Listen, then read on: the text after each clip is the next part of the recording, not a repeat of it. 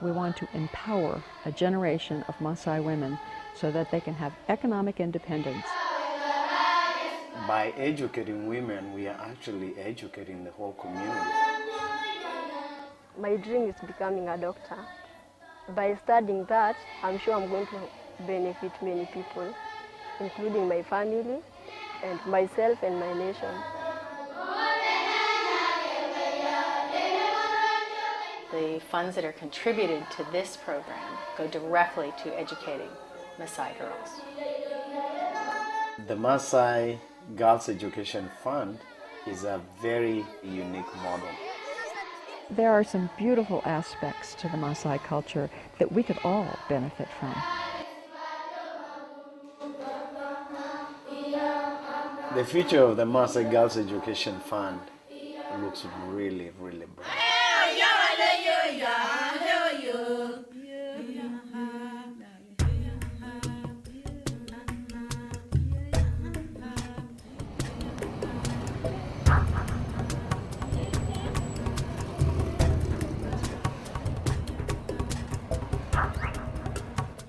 50 miles southwest of Nairobi lies the town of Kajiado. 2/3 of Kenya's Maasai population lives in this area. It is in this beautiful but arid landscape that the Maasai Girls Education Fund is focusing its efforts. Ninkai Metiaki is wonderful. She's a great student. She's smart. She's ambitious. She's hardworking. Ninkai is now in the 9th grade in one of the best national schools in Kenya. In Kenya, we don't have many doctors, especially women. In my place, we don't have a hospital. And if I study, I can come and maybe start my own hospital in my area and benefit my community. She has proved herself very able and capable academically. She is doing well. She is very social, interacts very well with other students, regardless of her background.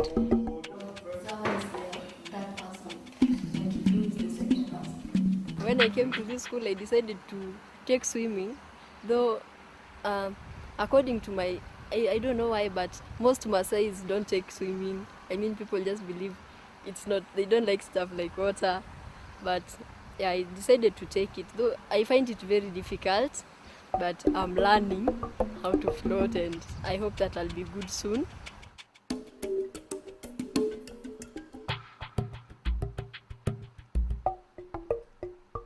This is my room. I have 3 great roommates, and this is where I sleep. And this is my house, and I like it very much. It's very peaceful, and I always feel at home. Rescue girls are girls who are saved from forced marriages. Ninkai is one of those. As soon as they reach puberty, the father says, she's got to be circumcised, we have to find a husband for her, and that's it. So you see many 12, 13, 14, sometimes 15-year-old girls who are married, have babies.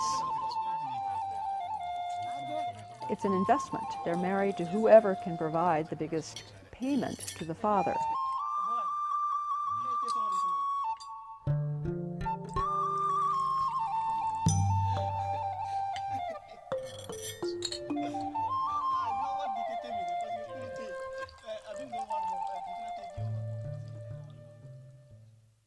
This is my mom. She's carrying a baby here. Whose baby is it? It's my sister's baby who dropped out of school, and now my mom has to take care of the baby for her.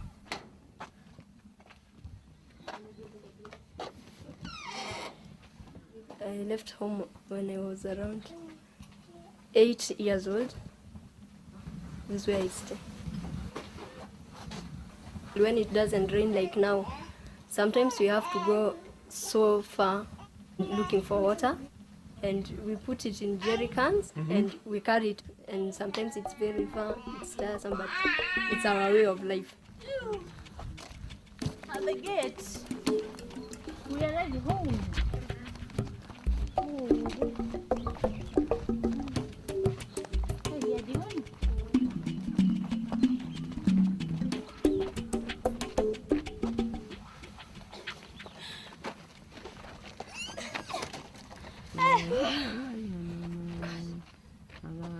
heavy, yeah, the job is done.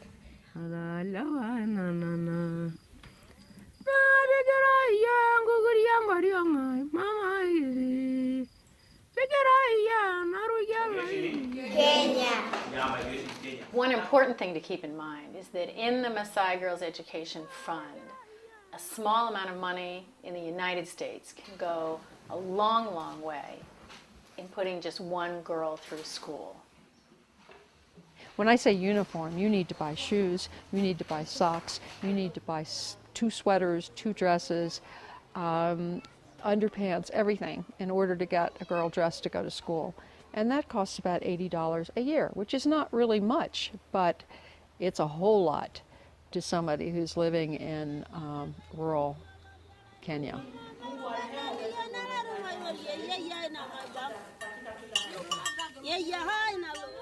The vast majority of the Maasai in Kenya live in extreme poverty. They have very little. In addition to that, life is changing for them. They're in the same place that they've been for hundreds and hundreds of years, but it's impossible. They don't have the freedom of movement that they had before because land ownership is happening, agricultural development is happening. The modern world is going to come to them. Eventually, they're not going to be able to avoid it, and if they continue to go the way they're going, there are going to be fewer and fewer of them left. We have a saying in Maasai that one warrior can save the whole clan, and MGF has 57 girls. There are 57 warriors, and so they are not just gonna save the clan, they'll save the tribe.